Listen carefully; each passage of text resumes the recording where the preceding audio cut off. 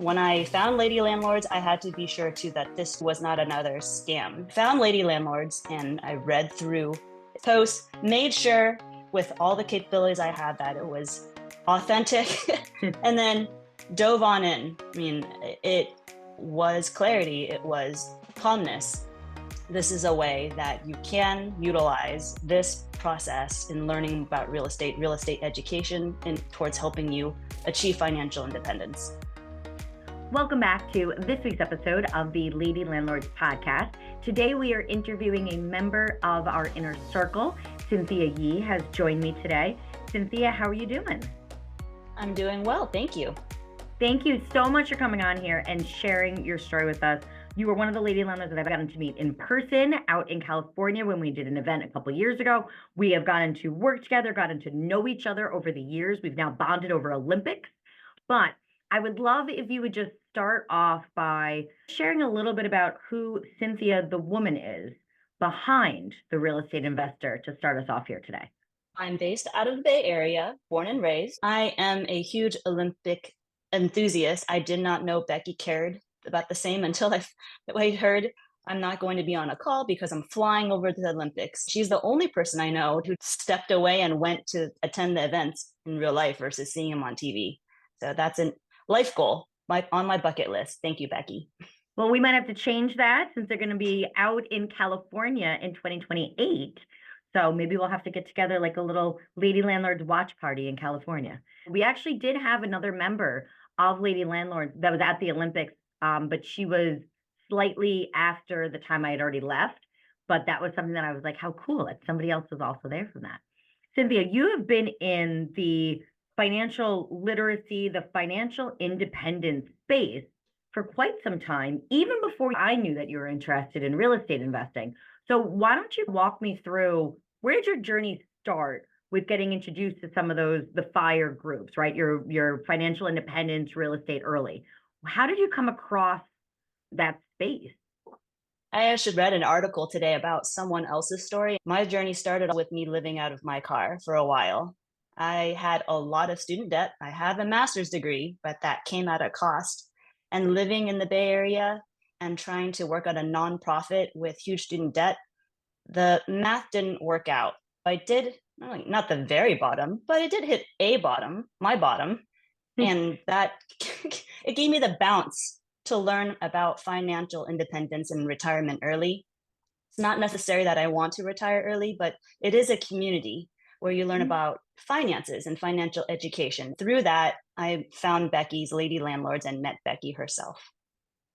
I have to ask, because I know some of our listeners are like, oh my God, she lives in her car. Was that decision of, hey, this is a way that I can save some money and be able to do this for a period of time? Was that this is just my circumstances right now until I can refigure, maybe change career, change trajectory? How did you make that decision, if it was a decision of your choice or really a forced of your hand? Oh my goodness, so many more stories. One of my skills is my passion for books and stories, and then telling myself this is just a chapter in my book. And that's how I went about that situation.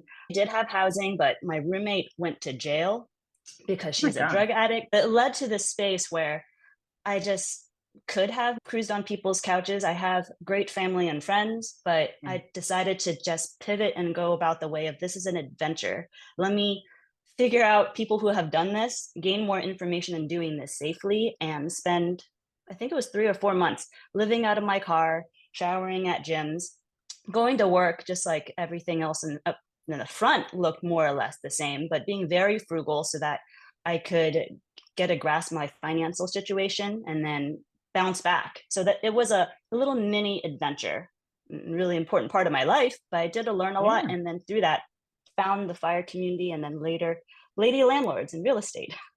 Was it during that time that you started looking into other financial resources or investing options to say, what else can I do to still live in this high cost of living area? Was that how you stumbled across something on Google or a podcast or looking in Facebook groups that you came across the FIRE community?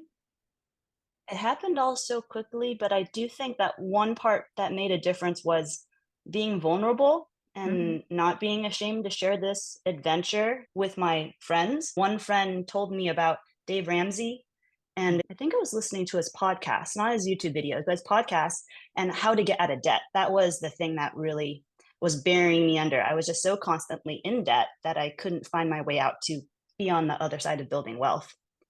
That's really interesting because that was actually Dave Ramsey, and say what you will about him, but he was actually one of the first introductions I had to financial literacy when I was also getting myself out of debt. It just was something that was simple, straight, easy to kind of get an eye around what was even happening in the financial world.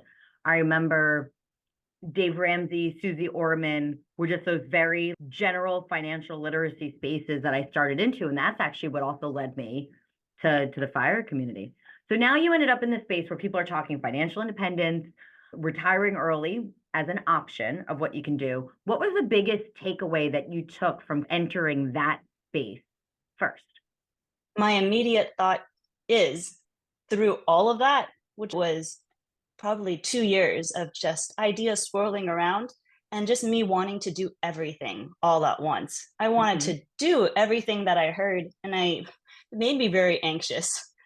So I think funneling it and deciding on what little parts do I want to focus on first really then helped gave me steps and a direction versus trying to reach out and grab everything. That's interesting because sometimes entering that new community can be a lot going on, right? There's a lot swirling around, and you're hearing all these people going different paths. What did you feel were your next steps that you put together that was going to work for you within the independence movement? For me, it was probably understanding where the money was coming in and out and thinking about it a different way. For a while, I had 5 jobs and I had my own business. I was a Lyft driver and a full-time job. So I was doing so many things at one time. Having a path was later, but first I did everything that I had the energy to do. And it was just bringing in what income that you were really looking for, right? Like just whatever you can do to get out of debt, bring in money. Was that really your focus during that period of time? Bring in whatever income, but I also in that transition, I had to let go of just being frugal because I come from an immigrant family. Being frugal is second nature, but how to earn more money was not something that came as easily. Like you need to earn more, and there's benefits of doing so besides just eating and doing less and less and less. Right. A lot of people, when you think about getting out of debt or budgeting, it's always, well, these are the things that I need to remove. Let's go eat ramen every day. Let's skip happy hour. Let's downsize homes, whatever that may be. But what I'm hearing you're also saying, as important as you recognize that was, you also realized it was important to grow income as well. Part of financial independence, retire early, and being a lady landlord and learning about real estate, you have to change your mindset that earning more money does offer you more ability and more muscles to do more things. I love that. You're completely right. What year was that when you had all these different jobs and the debt was your focus at that point? I think it was 2013, somewhere around there, maybe about a decade ago. It seems like not that long ago because we lost 3 years, but it was almost a decade ago that that had happened. But in this game of life, 10 years is really a fraction, right? And it's just because I guess I know the end of this story, and I guess I don't want to give that away just quite yet. But for you to come so far in really 10 years, that's really miraculous on how you're able to do that, right? Now we're talking, so 2013, really getting out of debt, starting to really understand that financial education, looking towards that financial independence, plugging into that community. Where did real estate even come up in this journey for you? Real estate was not immediately on my radar. Actually, many people, and I was able to miraculously find ticket to my first Camp Fi. It's a Mhm. different type of retreat from Camp Mustache. That's Mr. Money Mustache up in Seattle, which I did attend later on. 2 days before the event in San Diego, California, I was unemployed. I found out about the fire community, and then I found out there was an event in California. had been sold out, but I reached out to the coordinator and he said that someone else had dropped out and they were willing to give me the tickets for half price.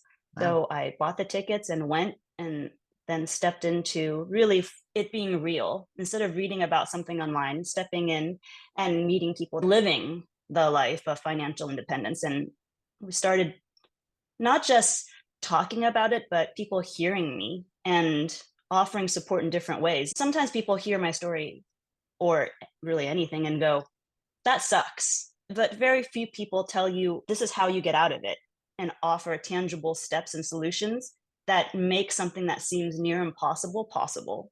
So that was the Camp FI, and a little community of about 40 people that I felt comfortable enough sharing about where I was and what I was doing, and offered me tactics for how to go about changing my circumstance. And Gotcha. maybe later on, real estate did become an option, but at that point, because I live in the Bay Area, Yeah. because through most of this time I have my own single income, it's been something that many people say it's not possible for people in their 20s, 30s, and 40s. Right. So did that encourage you going and being in that community or discourage you? Half 50-50, because people there were more knowledgeable about how to go about it. This is how you do it. These might be the sacrifices you might have to make if you choose to go about these, the pros and cons. So there was more information and data. It had to be up to me to make that decision if I chose to go that way. So about 50-50, but without that community, I wouldn't have known how to do it. Did you feel when you were talking to other people in that space that a lot of them owned real estate or rental properties, or was that not mentioned at that time? Many people in the fire community own their own properties or many properties. Did that start to give you that light bulb about it? Was your light bulb moment where you said, aha, I think I might need to learn more about real estate investing? Hearing about how others used it as a mechanism to help accelerate their financial growth, it was exciting. I did feel FOMO, like I'm missing out. There's another talk about someone else who's using real estate and the benefits from it. I wouldn't be able to contribute because that's not something I did.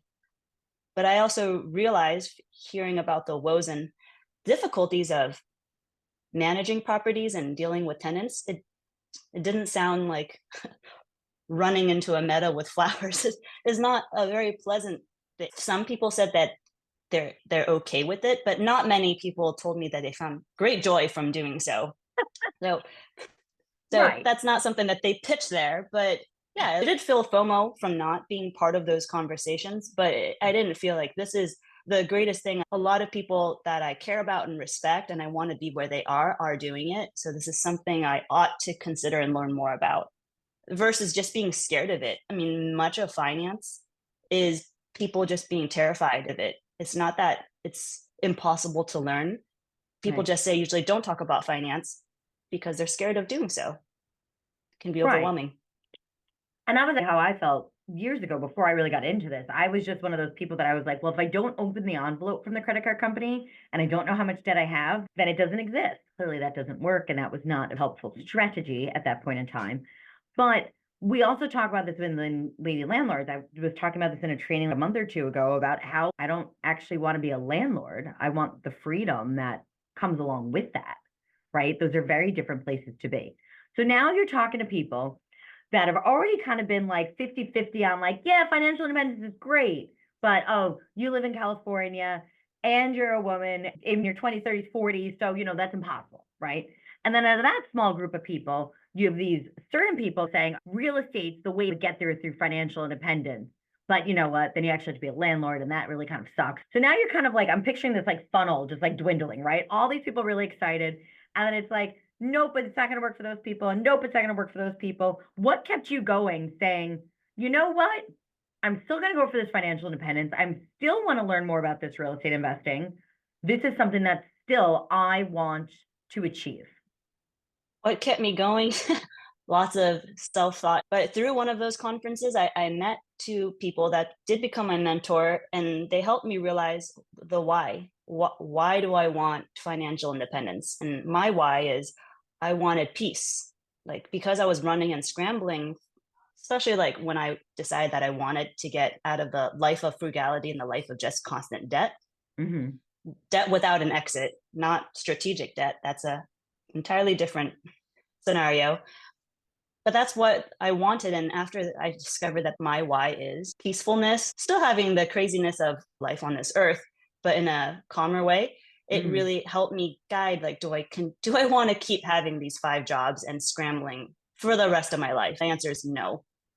So Right. let's be more strategic. Let me find the people that seem to have it a little bit more together and ask them, what's your house? And then get there. Was that when you crossed paths with Lady Landlords for the first time?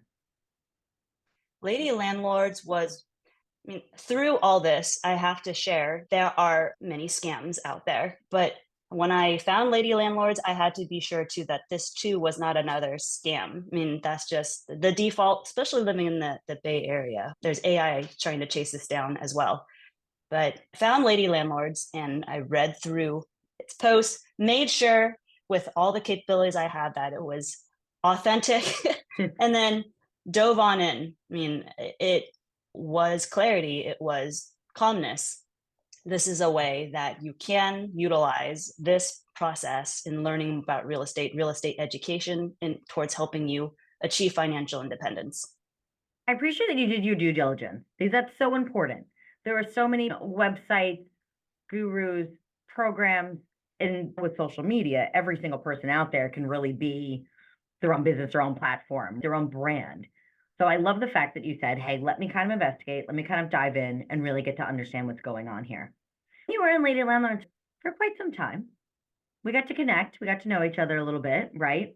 You joined one of our earlier programs a couple of years ago, and then you came back and said, all right, Becky, I'm ready. Let's do this. Get You into give that. me too much credit though, Becky. It was all Lady Landlords and you not being a scam. You told me back in the day, Cynthia, you're not ready for this yet. You can only, maybe you'll benefit from these early on intro material, but where I understand you are financially, where you are in your life, this is not going to benefit you. I have to disclose, being in the Bay Area and generally working in tech, my employment was also on and off. Like I would be hired and then laid off, hired and laid off. And when I had met Becky, I was working at a really exciting startup that then just laid me off, along with more than half its employees. So having that unstable W 2 did not bode well for potentially doing real estate and having a bank give me money. So we had to find me a more stable timing and place in order for me to utilize the mentorship group, which I later joined. Right. Because you joined an earlier program a couple of years ago, got some foundations, got some basics there. And then we had continued to speak. I remember that when I flew out, we did that Lady Landlords event out in the San Francisco Bay Area. I remember talking to you then, and then like that was a conversation we had, and it was like, nope, not really ready right now. Not just yet. There were a lot of things going on in life at that point in time, and it was like, nope, that's not the right time. Then I think we even spoke like a year after that and then hopped on a Zoom call. We're kind of going through things. Yeah, I said to you, I was like, nope, also still not the right time here, but let's keep the conversation and see what was going. It was such a better fit to wait until you were ready in the right place to really be able to move forward. And I thought that was just doing another woman in real estate justice, to be honest. And I appreciated that because it's the calm versus the scrambling. Not that I didn't do little mini scrambles. I did take your free courses and do research and continued to learn, but I just didn't pull the trigger to actually take those big actions yet because I knew I wasn't ready. And instead of wasting my energy and not getting anywhere, just Right. wait it out until I was ready. I appreciated your guidance. Okay, well, you're ready now, Cynthia. Jump on board. Come on in. Right. Well, if I did that and I was like, hey, so welcome, but I can't do anything to help you right now, that would not bode very well. But really, for kind of like who I am as a person, like I think most people, and definitely you, I would say over these years, have learned like I'm a pretty direct, a pretty straight shooter. I think one of the things that real estate's really given me is the ability to kind of pick and choose what I do in certain periods of time and to say to you, hey, you're unemployed in the Bay Area? Let's go buy some houses.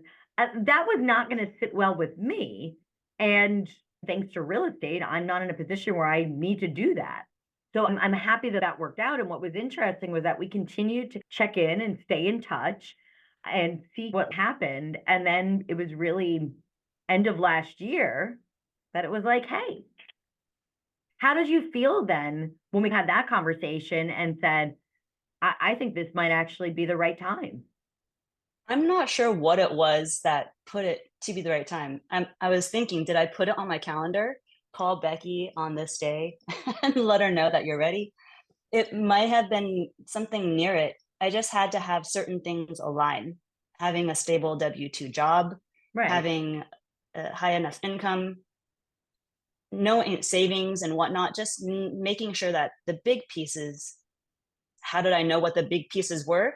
Those were things I learned through Lady Landlords, these big pieces that I needed to have ready in order to do what I need to do. And I'm glad you said that because Lady Landlords, we have like 50,000 members in that group right now. There were so many people that are in that position where you were that might not be ready today, but there are still things that we can do to prepare ourselves to get into that position, just like you did, right? So that's a really great reminder for a lot of people that are out there being like, man, I want to buy rental property today. And it doesn't mean you can't buy rental property. It just means our focus at our time is different. And that's where you were for some of that space. But then we got to kick off this year with moving forward with real estate investing journey.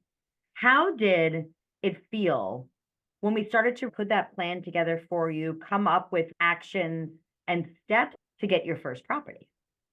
Like Legos coming together with magnets. They just kind of stuck together and and aligned. Is that a feeling? Yes, that's how it felt. Like I can see that. I'm actually picturing the kids sitting there with a whole bunch of like Legos around them, right? That was like one of my favorite toys actually when I was a kid. And you just throw those things everywhere. My parents still probably have Legos in the corner of their house.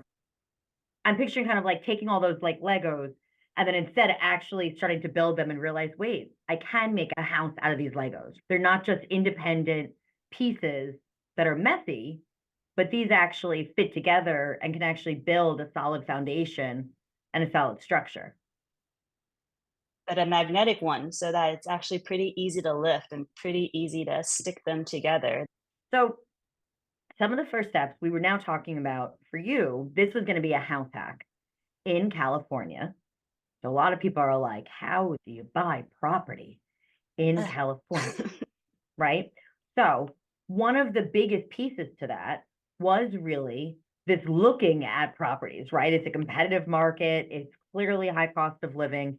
What was it like starting to go to showings that things were also moving fast and that we're also kind of talking about a pretty big chunk of change?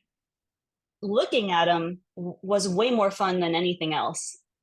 Documenting and the data analyses part was not as fun, but I would invite other people to do it with me. And I'd say like, "Hey sister, do you want to go check out Walnut Creek? Let's go shopping and look at a few houses. I'll go buy you some lunch, boba tea." And I did that all around the whole entire Bay Area. There's probably one area I didn't go to. 30 people have told me that is dangerous. So that will forever be the Okay. one place I won't visit in the Bay Area. But otherwise, I've been to everywhere else when they have events and when they don't. And I've been to every single city's library people told me to check out. I made it fun. Good. And I mean, you can't go wrong. Bay Area is a really beautiful place. So There it's was a fun. benefit to that. You get to check out all these different houses and neighborhoods and discover things that might be slightly different and new.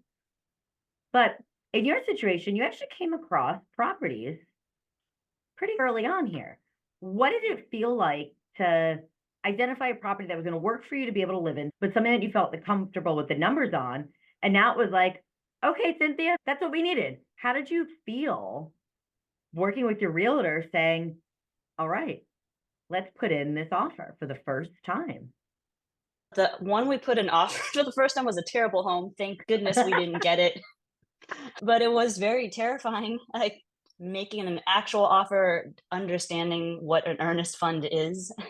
At that point, I had the Lady Landlords and Becky to help explain it and be supportive through the very first one. But I am glad that, I mean, we did it. We did it in a safe manner and made since then a number of different offers. But that was not a good home, but I did it. It could have been okay. There was the budget to fix it, to make it something that I can live in.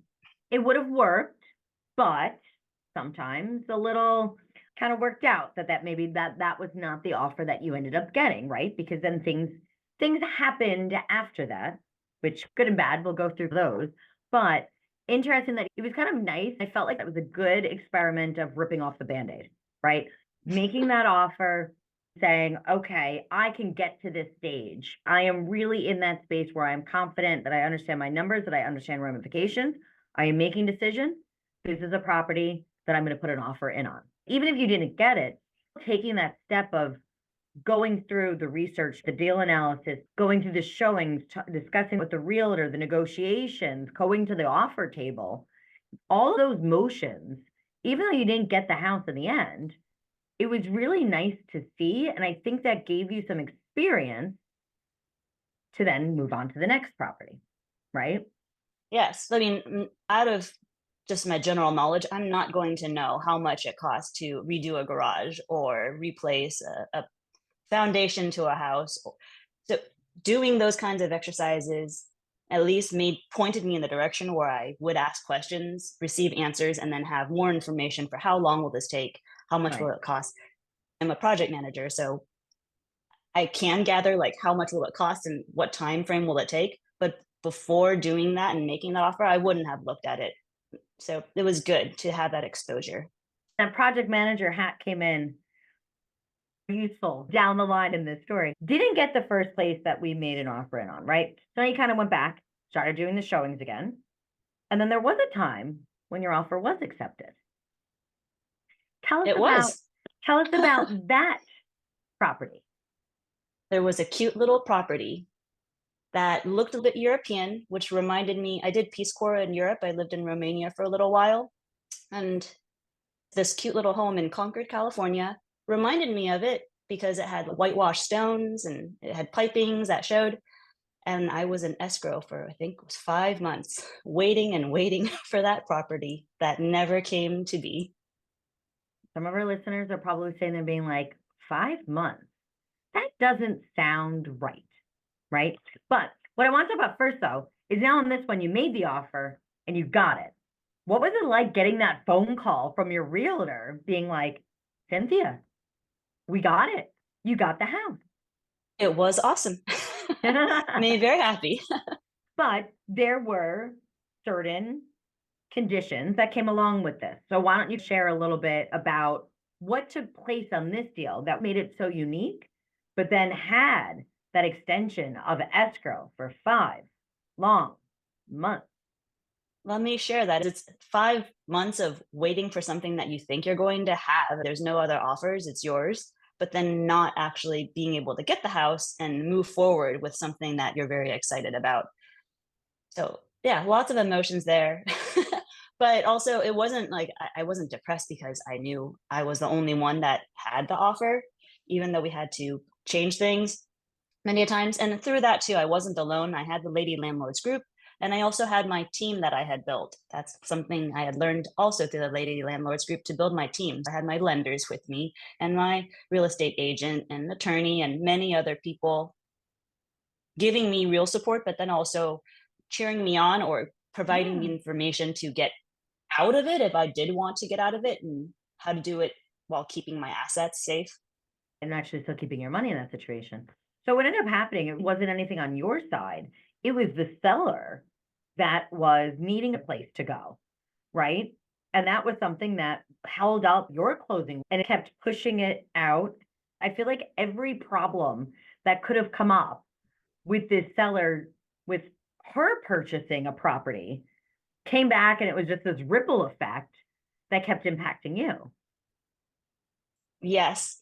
I was like, I'm from California, and I realized like we're very nice sometimes and not direct, but it's something that is good, but sometimes it does not help us proceed forward. When I showed Becky, I was a little reluctant. I'm like, this is a situation I've got myself in, but you know, time is of the essence. But Becky, we're in this, and Becky's like, well, you're in the right, Cynthia. The seller's addendum clearly states, and have your attorney read it, that the seller has to have found a place. It doesn't mean she has to close in order for you to then move forward.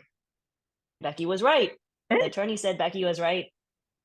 The seller had an addendum. She had 29 days after she had taken my offer to find another place and then leave, and then I could get the home. But she did not find another home. She was very strict.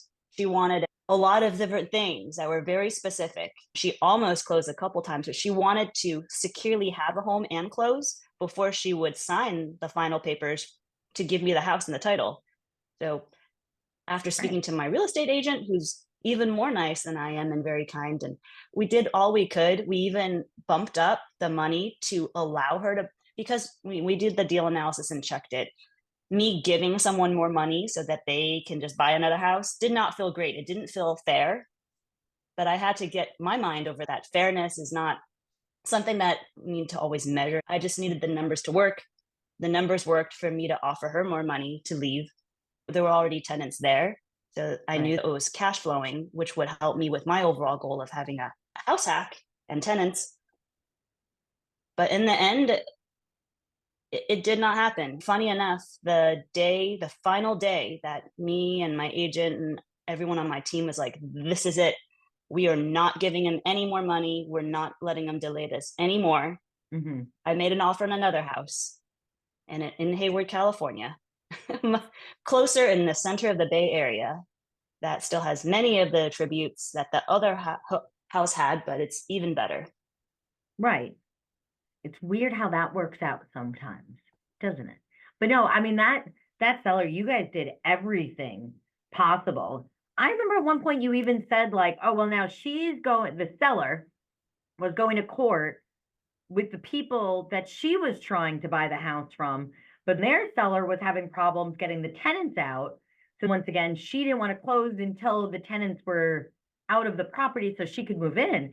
And it's like 3 degrees of separation here, right? And you still had a situation where you were living, right? So that can hold up. It was a good thing that then you weren't selling, if you had owned your own property, right? You were selling that house to move into this one, you could have been holding up other buyers, right? This chain could have never ended, but you extended that deadline a lot. You changed what the cash was involved in that deal to really do everything you could. But there was just a point where it was just like, is this ever going to take place?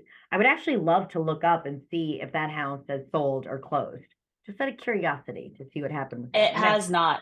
It has She called not. my agent to Ah, ask if we'd still help her out. My agent and I are like, we've moved on. this would have been 8, 9 months later now we're talking. That's crazy. We're gonna have to put like time in the calendar to check that next year and see if it's still in the market or what's going on. But that's craziness.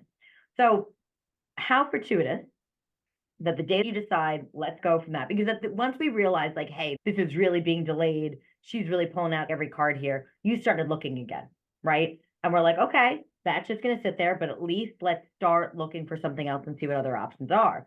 So really worked out that you ended up getting that offer on a new place that we liked better after all that time, right? So now you had to go back through all those processes, get back in a contract, move your team over to this end. How was it going through that closing experience? I was like, making the offer and then having choose my offer was great, first of all, because I did it right before a holiday and they decided to keep my bid even through an open house. Kudos to my really nice agent. He gets me the offers. He gets he wins them. Yeah, absolutely. And then now you got to go back to your underwriting process. There were a couple hiccups now, little bit of things that then changed with lending. What was it like after going through months and months and months of nope, didn't get this house. Okay, got this one, can't close. Hey, now we got new property. And then being like, hey, actually, lending issue over here. Yes, lending issue because this other property that I was looking at that's even better costs more money because it's closer to the center of the Bay Area. Right. And I barely had enough money in my debt to income ratio to qualify for it because while it is accommodating to having tenants, it didn't have tenants before. So Right. the DTI is funny. I had problems and I had 3 different underwriters, Mm-hmm. so many appraisals, so Yes. many documents. And also changes with the appraisals, right? Then all of a sudden the seller seemed like he didn't really want to be as cooperative as we were hoping he would have been from the very beginning. Yes. Part of me was wondering if it was the seller or the seller's agent that was putting challenges and hurdles to wanting to sign papers and do different things. I was not sure how much to disclose in the Bay Area about my property. Let's just say I'm house hacking in the Bay Area, and Right. it's a good thing financially, but there's some trickiness with it that comes about with that. But we needed the full cooperation of everyone on the team for this transaction to happen. The seller said that he did not want to be as cooperative, but worked it out through negotiation. A lot of your team helped support that and got that done. And then also, I feel like for you, you also started to come up with some solutions and once again kind of fall back into project manager because I feel like then you kind of realize, whoa, we got to get everybody on the same page and really be that active role. And I think that was a shift for you at that point in time. It wasn't what I expected because in the Lady Landlords group, I hear that we need to be conscientious that we're here as investors and we ought to build up our team of attorneys in different areas to help assist us. In this group, we're here to work calmer and smarter and not try to scramble and do everything, Right. which is where I'm trying to step away from because I'm getting older and slower. It's not it's not how it goes for aging, at least not in the Bay Area.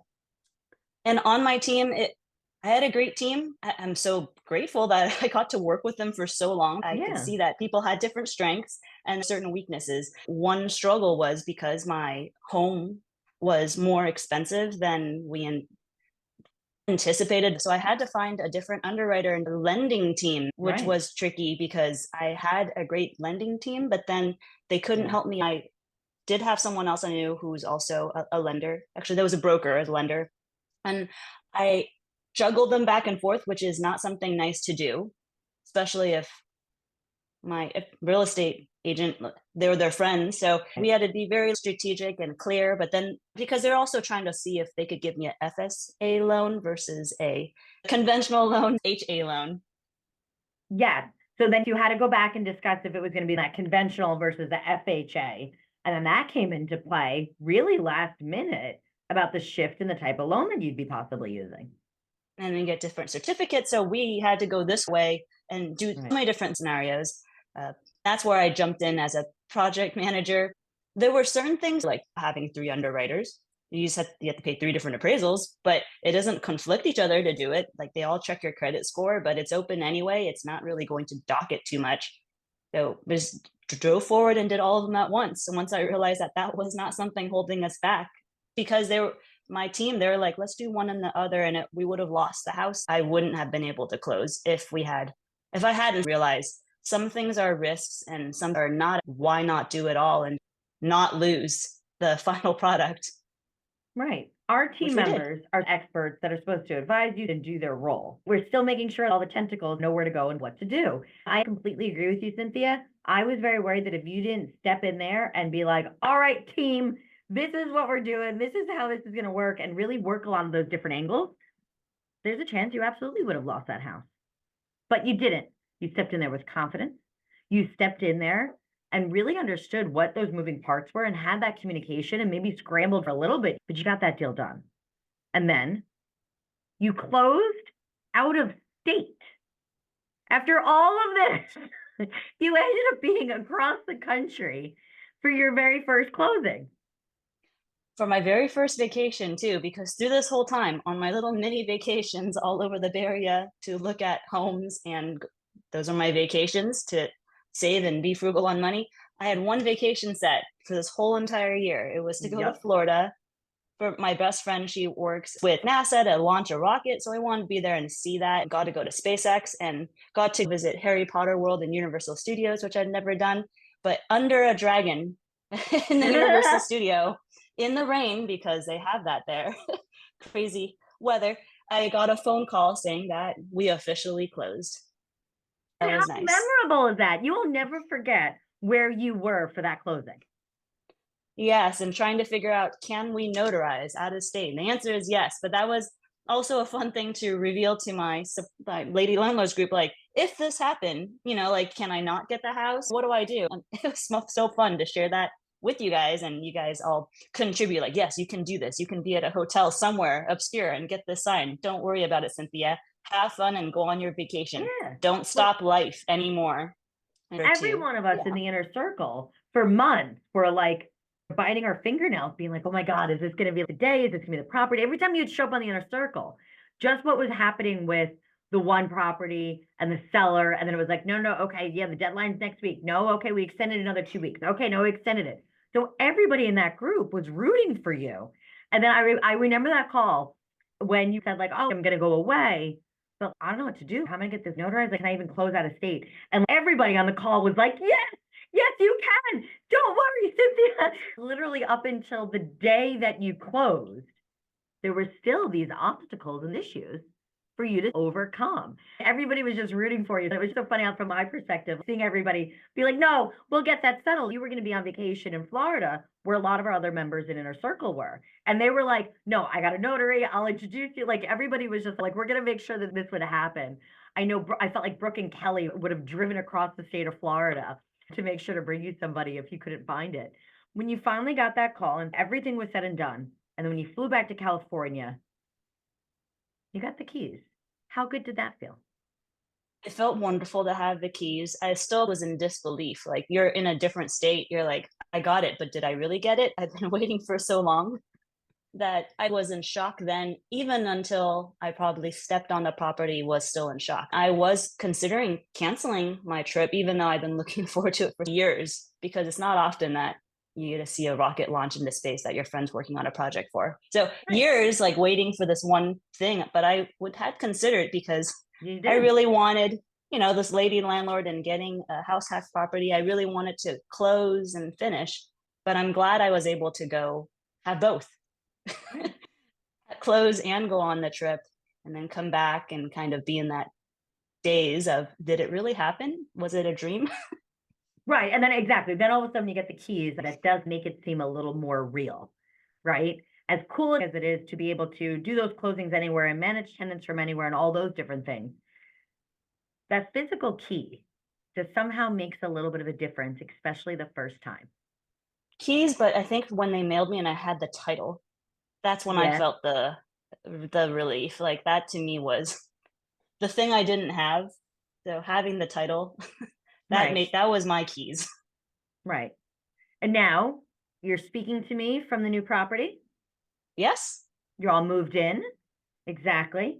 And we'll have to have you on another time to talk a little bit about a shift in what then ended up being tenant strategy. But you have people in there, you have people renting, you have people paying, money coming in. Yes, I just received my first payment a week ago, and that felt very satisfying as well, getting the place up and running, moving myself, and the property is solid. It had copper pipings, but I did need to do things to make sure it's tenant friendly. Yeah. Otherwise, warm, comfortable in the center of the Bay Area. So I should have plenty of tenants and hopefully all wonderful, good tenants and no issues. Right.